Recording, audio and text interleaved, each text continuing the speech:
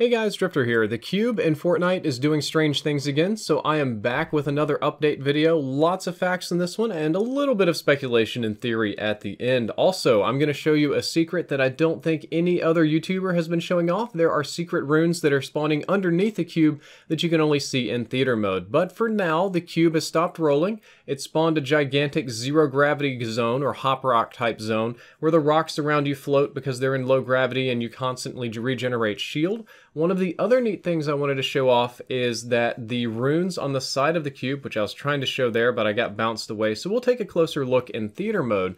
The runes are three-dimensional. They look like they're flat runes from the outside, but when you get a little closer and you look at an angle, you'll notice very quickly that these are three-dimensional objects. Some of them are just thicker lines, however, some of them are composed of boxes or triangles or more complex geometric shapes.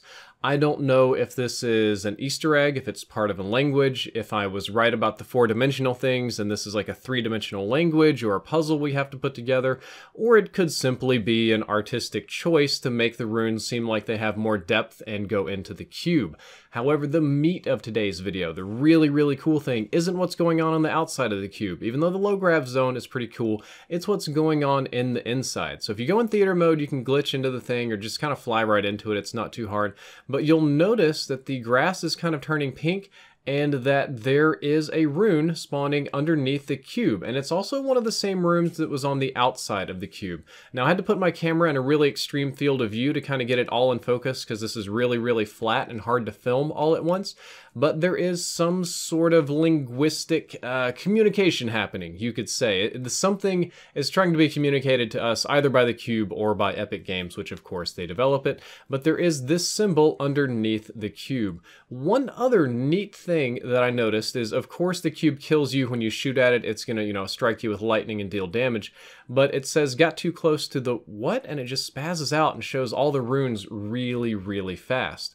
So in case you wanted to get a better look, the rune that is on the bottom of the cube currently, or underneath it, hidden from view, is the same one as some of the runes that show up on the outside. There's one by my character model's head. Here's a much closer up version of that exact rune on the outside.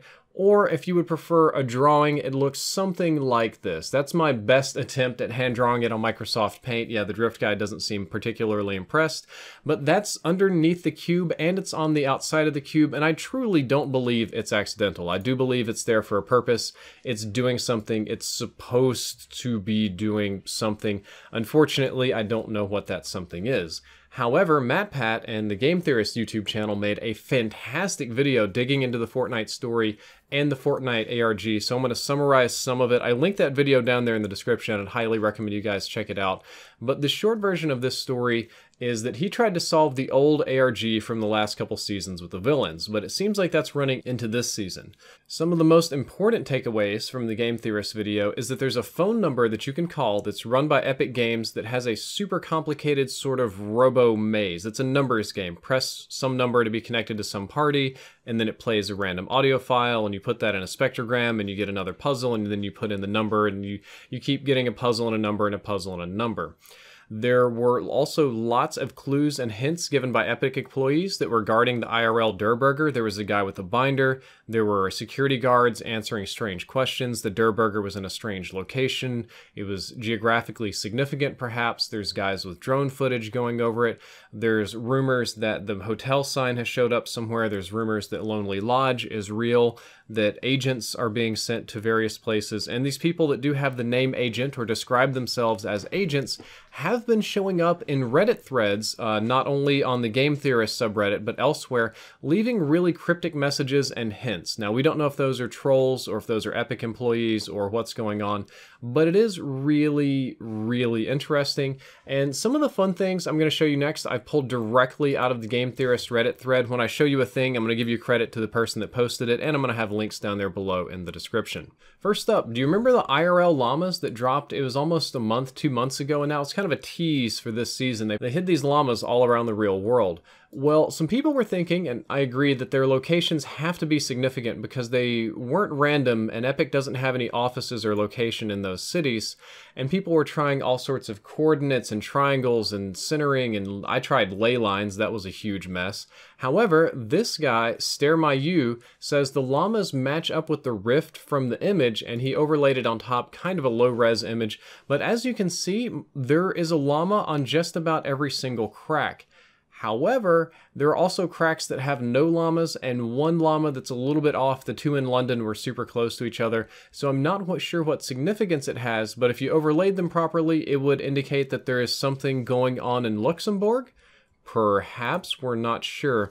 The other neat thing is that the phone number that the agents that were guarding the Der Burger was given out has a very specific location. The number that you call in is based out of a small town called Esterville in Fort Defiance more specifically, which also represents Lonely Lodge. And this town did have a meteorite that crashed in it some time ago that split into 7 pieces, kind of like the 7 llamas that showed up around the world. They even have this nice little PDF online. Also, oddly enough, if you go to Google reviews for both Fort Defiance or various other places in Esterville, there are people that left posts about a month ago, maybe a little bit more than a month ago, as you can see, saying hashtag Fortnite Tomato Head, this place looks like Lonely Lodge, this place looks like Fortnite. Just little random accounts that left only that one comment and disappeared months ago before any of this was interesting. Here's the PDF about the meteorite. You can go on the Reddit thread and find it and read about it. It complicates everything. In my opinion, it makes everything much more complicated than it needs to be. And finally, this is kind of a weird one. If you look around Esterville and Fort Defiance, you'll see that there's a golf course that looks a lot like Lazy Links, and there's a lake called Loon Lake. One letter off from Loot Lake. Coincidence? I'm not sure, but it is very, very strange. I'm going to try not to dig too deep into this because it's so incredibly complicated. But what we can pull out of it, what we do know, is that the story appears to be about Fortnite crossing into our world and vice versa. When worlds collide didn't necessarily imply time travel or time periods, but rather that our world was colliding with the Fortnite world. Thus, when the cracks in the sky open up and the Der Burger fall in, it wasn't a cute marketing campaign, it was their version of the story where the burger falls into our reality and is then later returned. Same thing with the llamas and the cop car and every other little bit about this Easter egg. Also, time travel from our world seems to be pretty important. I guess the rifts open up in the past as well and took some of our monuments with them. The ARG, or the sort of alternate reality game that's going on right now, started with the Omega villain layer and the rocket and the visitor. It's still unsolved. Nobody got finally to the bottom of it. Probably not meant to be solved, at least until we get extra clues, though I'm not sure. I guess maybe theoretically you could keep on digging and finding clues. However, at this point, in my personal opinion, it's getting extremely difficult to solve given the sheer volume of misinformation. There are a lot of very well-meaning people in the Game Theorist Reddit thread and on the Discord and around YouTube and stuff in general attempting to solve this mystery. Unfortunately, some of them are making patterns from nothing and pulling up nonsense and spamming bad information, old information, just making mistakes. They're finding patterns where there are none. And that tends to happen when you crowdsource this sort of thing. In case of point, Reddit was trying to find the Boston Bombers. That was a fun one.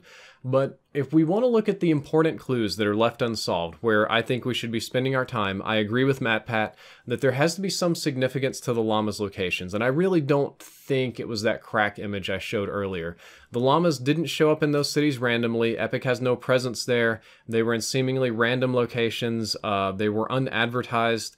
And there has to be some sort of significance to their order, to their geometrical alliance, to the, I don't know, the code that their coordinates make, something like that. The phone number puzzle is definitely unsolved. We know that 100% sure because people are getting to points they are literally asking for inputs, but we don't know what kind of inputs to give it. They're hitting the point where they don't know and they're just punching in random numbers. They're just going down a list from like 1 to like 10,000 trying to get lucky. and maybe somebody will, but so far we have nothing. And finally, relevant to this video, which you're watching today, I believe the runes on the cube will in some way be significant. They do seem not random. At first I thought they were just an artist impression of, hey, let's make some like techno future Norse runes and slap them on that bad boy. Oh, we're done, perfect. But they seem to have a three-dimensional depth, and we're dealing with weird dimensions and objects like tesseracts and whatever. And what's especially strange is that a rune spawns underneath the cube in a hidden way, a very specific one that you also see on the outside. I have a feeling that the cube is going to go to several locations, and one thing I did notice in the old leak is it says the cube moves to 6 locations, activates a rune, and then Loot Lake. Well, the cube has 6 faces. I almost said 5. You can tell how tired I am. I'm doing this at 6 in the morning. But a cube has 6 faces. I think that each one of the 6 faces is going to do something different. This one was low grav. It's going to roll somewhere else, and the other face is going to turn on a different rune, and it's going to do a different thing. And then finally, it's going to move to Loot Lake, and there's going to be some very big fun event or epic destruction or summoning of a new thing, and it should be fun to play. Guys, that is all for this video. I hope that you enjoyed it. I hope that you learned something useful. If you did, don't forget to like, favorite, and subscribe. Drifter out. Oh, I know. I see it's bad. I'm really bad. Got one down, actually. We have hope. You got this. Last guy. 1v1. Oh, he's got C4. No! Got him, Connor. I'm not going to let you down like that. We're going to get a win.